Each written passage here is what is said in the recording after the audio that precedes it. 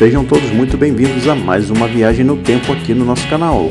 Hoje estamos prestes a embarcar em uma jornada musical incrível, repleta de cores, rebeldia e muita, mas muita alegria.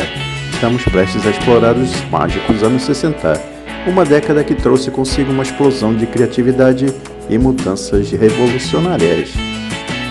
Sem mais delongas, vamos ao vídeo.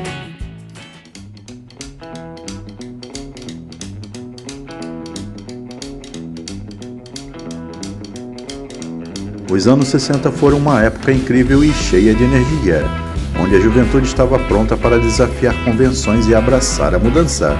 A música estava no auge, com os Beatles e os Rolling Stones e muitos outros ícones musicais que continuam a ecoar até hoje.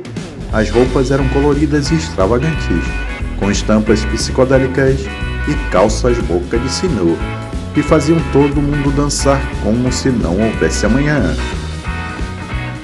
Os anos 60 foram uma década de mudança revolucionária e uma sensação de possibilidade ilimitada.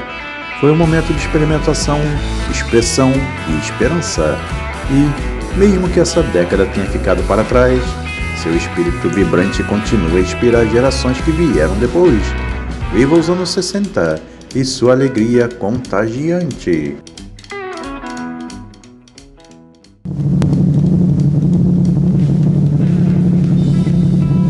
Este é o Volkswagen 59, 60, 61, 62 e apresentamos agora o Volkswagen. O Volkswagen basicamente não muda. Introduzimos aperfeiçoamentos constantes para fazê-lo cada vez melhor, jamais para torná-lo apenas diferente. E agora vamos aos fatos que mais marcaram a década de 60, no Brasil e no mundo. Se a década de 50 era conhecida como os anos dourados, a década de 60 era mais conhecida como os anos rebeldes. Vamos conhecer os principais fatos históricos desse período. Em abril de 1960, os Estados Unidos lançavam o primeiro satélite meteorológico do mundo. Também em 1960, era lançado o primeiro computador eletrônico com disco rígido, o Hamac 305, pela empresa IBM. No dia 12 de abril de 61, o russo Yuri Gagarin tornava-se o primeiro homem a entrar no espaço. Em 1962, era a descoberta da estrutura do DNA pelos cientistas James Watson e Francis Crick. Em 1964, a IBM lançava o primeiro chip de computador do mundo. Em 67, na África do Sul, ocorria o primeiro transplante de coração do mundo. Em maio de 68 era a vez do Brasil, que realizava o primeiro transplante de coração. O homem chegava à Lua, no dia 20 de julho de 69, através da missão Apollo 11 dos Estados Unidos. Falando agora sobre os esportes, em 1960 era realizados os Jogos Olímpicos na cidade de Roma, na Itália. Em 1962 era realizada a Copa do Mundo de Futebol no Chile. O Brasil tornava-se bicampeão mundial. Já em 1966, a Copa do Mundo era realizada na Inglaterra, cujo país foi campeão. Nas comunicações, no ano de 65 era transmitido o primeiro festival de MPB do país, pela TV Record. No dia 25 de junho de 67, ocorria a primeira transmissão de televisão via satélite da história. Em outubro de 69, era enviado o primeiro e-mail da história, entre computadores localizados em áreas distantes umas das outras. Em abril de 69, houve a criação da ARPANET, o que viria a ser o embrião da internet.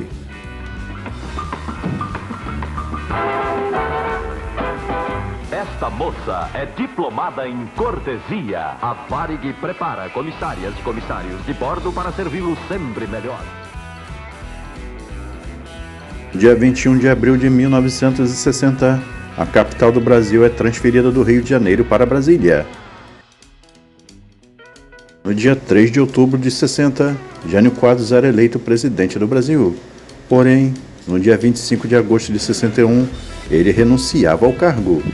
No dia 31 de março, após uma série de protestos e manifestações populares, os militares tomavam o poder no Brasil, excluindo da presidência João Goulart. Em abril de 68, era lançado um grande sucesso do cinema, 2001, Uma Odisseia no Espaço, de Stanley Kubrick. O ano de 66 foi o ano da grande mudança da música pop, pois significou a grande virada na carreira dos Beatles, que deixaram definitivamente de ser uma boy band de musiquinhas fáceis para encantar adolescentes para mergulharem no mundo adulto, com letras mais profundas, reflexivas e maduras. O álbum Rubber Soul, de dezembro de 65, já sinalizava essas mudanças. Vamos falar agora sobre os anos 60 na indústria automobilística. Essa foi a década que nasceu de fato a indústria no país. Em meados dos anos 50, durante o mandato de Juscelino Kubitschek, a indústria brasileira foi impulsionada com a criação do GEA, Grupo Executivo da Indústria Brasileira. De 1956 a 1979, foram estabelecidas as fábricas das principais marcas da atualidade: Volkswagen em 56, GM Ford em 68 e Fiat em 76.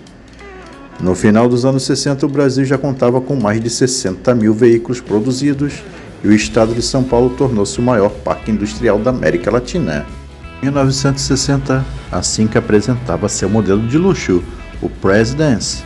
Tinha basicamente a mesma mecânica do Chambord e acompanhou a evolução estilística da linha. Era um carro para poucos.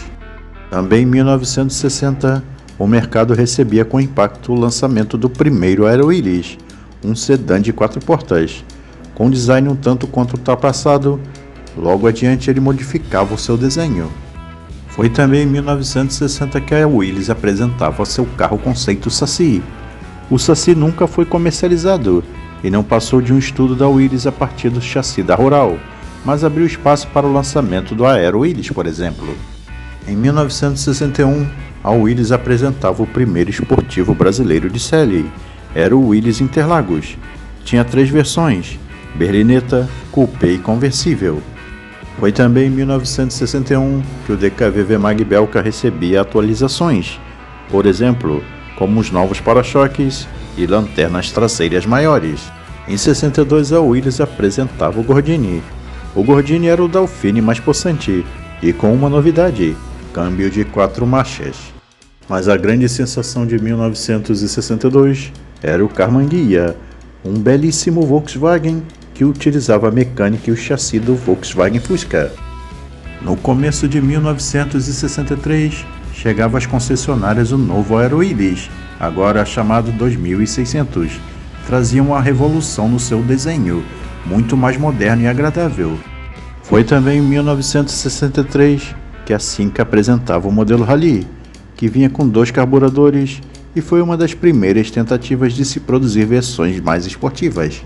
Em 64, a Chevrolet apresentava seu primeiro utilitário para a família, a perua C1416, que mais tarde viria a ser chamada de Veraneio. Foi também em 64 que a FNM lançava a versão mais sofisticada e esportiva do JK2000, o modelo Timbi, porém não penetrou no mercado. Foram construídas poucas unidades. Foi também em 64 que a Willys apresentava o seu carro conceito e esportivo, o Capeta, em comemoração ao 1000º carro da indústria automobilística brasileira. Em 1965, a Volkswagen apresentava o seu Fusca com teto solar. O modelo funcionava muito bem, porém ganhou um apelido nada agradável, Cornovagem, que fez as pessoas desistirem dele. Também em 65, a DKV Vemag apresentava o Belka Rio, que era uma versão melhorada com novos engates do câmbio e isolamento acústico. Era uma homenagem ao 4º centenário da cidade carioca. Em 66, a Cinca apresentava o modelo Esplanada, que era uma versão redesenhada de modelos antigos da marca. Foi também em 66 que a Ford apresentava o seu primeiro sedã produzido no Brasil, o Ford Galaxy, que iria revolucionar o mercado dos modelos de luxo. Em 67, a Puma apresentava seu primeiro modelo esportivo com mecânica Volkswagen. Esse seria um dos carros mais vendidos da história do Brasil na linha de foras de série esportiva. Em 68, a Chevrolet, depois de montar e construir caminhões no Brasil por quase meio século, lançava o Opala, em 2 versões, 2500 e 3800. Também em 68, Quando a Ford comprou a Willys, já encontrou o adiantado projeto do Corcel, que era baseado no Renault R12. Desenvolveu-o e lançou-o. Nesse mesmo ano, o Volkswagen 1600, inspirado em um protótipo alemão da mesma fábrica de 63, foi o primeiro Volkswagen brasileiro de 4 portas do mercado. Em 1969, a Chrysler apresentava seu primeiro modelo, o Dodge Dart de 4 portas. O Dart foi o segundo carro produzido no Brasil dentro do estilo norte-americano de conforto. Agradecemos aos gentis amigos por terem assistido até aqui nosso vídeo. Lembrando, não se esqueçam de curtir e compartilhar. Se ainda não for inscrito no nosso canal, se inscreva e acione o sininho para receber novas notificações. E até a próxima, pessoal!